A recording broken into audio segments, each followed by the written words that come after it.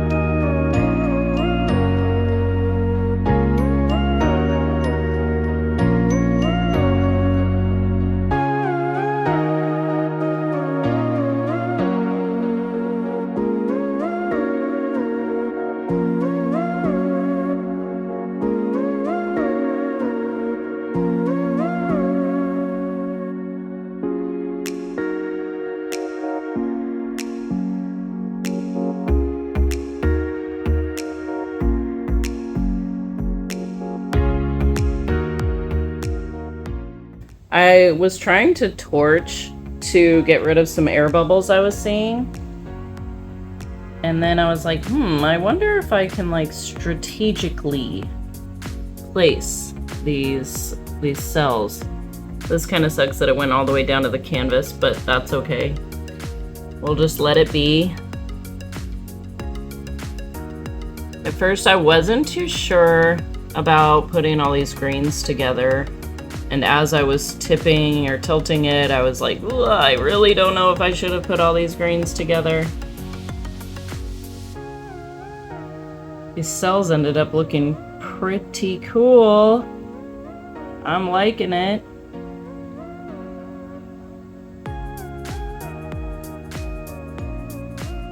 So this is fun. I'm having some fun with this one. It's very different. It's one where you cannot have any expectations of what it's gonna come out looking like.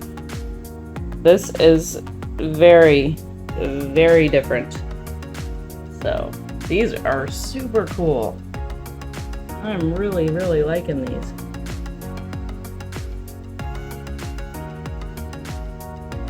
All right, I'll bring you guys back in just a minute and show you what this one turns out to look like dry. Here it is dry, you guys, and I think it turned out pretty much like it did wet.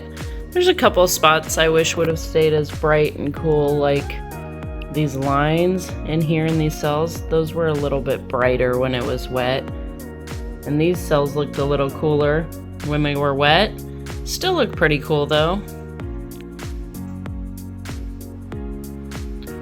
And the floetrol in the white gave it kind of a gritty look. It's not gritty to the touch, but it's very interesting.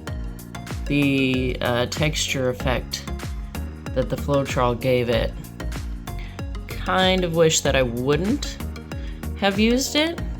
Maybe use just a regular white. But now I know. That's how you know these things. You experiment and you try. Sometimes they work out, sometimes they don't. It didn't ruin the look of the painting. I think it still looks pretty cool. It just would have had maybe a crisper, you know, cleaner looking lines with the white if I didn't use it. Not sure, but I actually really like this one. What do you guys think? Leave me a comment and let me know what you think of this one. Hit that thumbs up, subscribe, share with a friend, and I will see you guys in the next one.